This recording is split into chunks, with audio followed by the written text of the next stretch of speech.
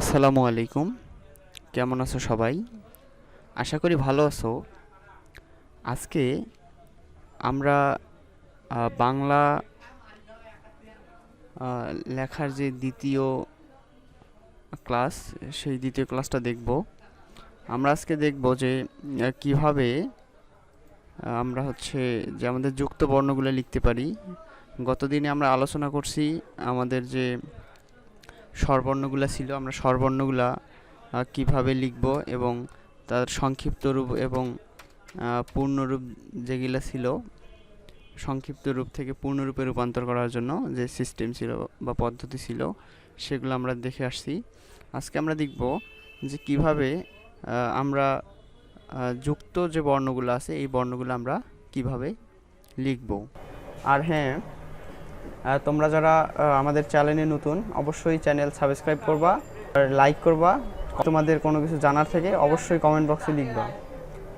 বাংলা লেখার প্রথম ক্লাসটি দেখোনি, আমি ডিসক্রিপশন বক্সে লিঙ্ক দিয়ে দিচ্ছি, তোমরা সেখান থেকে বাংলা ক্লাসটা দেখে নিবা।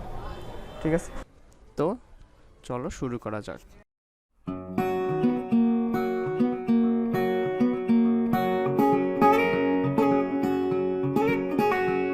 যে আমাদের যে স্বরবর্ণের যে সংক্ষিপ্ত রূপগুলো ছিল, এগুলোকে পূর্ণরূপে রূপান্তর করার জন্য আমরা কি করছি, সবসময় জি জি চাপছি, তাই না?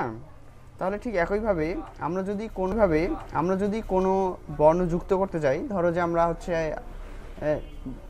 যে যুক্তাক্ষর যেটা আছে, মানে যুক্তক্ষ আমরা যেটা বলি, এইটা যদি আমি লিখতে যাই, তাহলে দেখো প্রথমে লিখতে হবে ক, যেটা আমাদের যে বাটনে আছে, ক জি, আমরা জি চাপবো।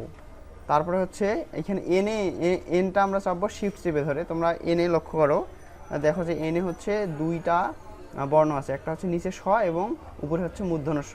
তাহলে আমরা শিফট চেপে, অবশ্যই উপরেরটা নিতে গেলে আমাদের শিফট চাপতে হয়, এটা তোমরা জানো।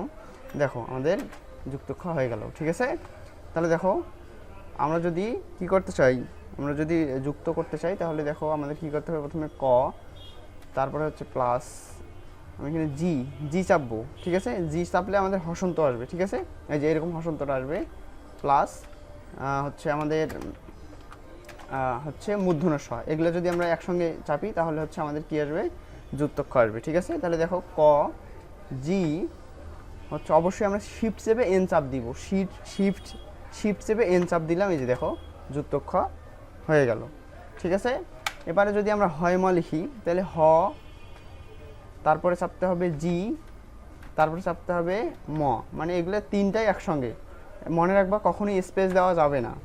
এবং আমি যদি লেখার পরে অন্য একটা কিছু লিখে ফেলি, ধরো যে আমি অন্য একটা কিছু লিখলাম, লেখার পরে যদি আমি জি দেই, তারপর যদি ম দেই, দেখো আমাদের কিন্তু হবে না।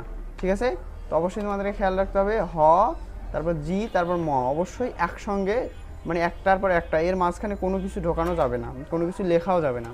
আমি চাপলাম, দেখো হ চাপলাম, জি চাপলাম, তোমরা দেখতে পাচ্ছ, দেখো হ এবং জি, আর কি মটা এম এ আছে। ঠিক আছে, এই যে ম দিলাম। ওকে, তাহলে আমরা এখানে লিখে ফেললাম। তারপরে দেখো, আচ্ছা ঠিক আছে, এবারে দেখো আমরা হয় ম লিখে ফেললাম। এবারে দেখো আমি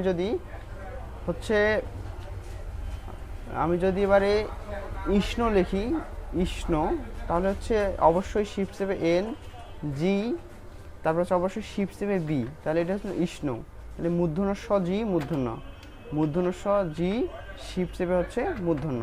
ঠিক আছে, বোঝা গেছে? তাহলে মূর্ধন্য স দিব, তারপর আমরা কি চাপবো, প্লাস এই যে জিটা চাপবো, জি, এই যে জিটা চাপবো। ঠিক আছে, প্লাস আমরা কি চাপবো, তারপরে মূর্ধন্য, তারপর মূর্ধন্য দিব, এই যে মূর্ধন্য। তাহলে আমরা কি পাবো, আমাদের এই যে আমরা এই যে ইষ্ণটা পাবো, ইষ্ণটা। তাহলে মূর্ধন্য স জি, এই যে আমরা শিফট চেপে বি দিলে যে।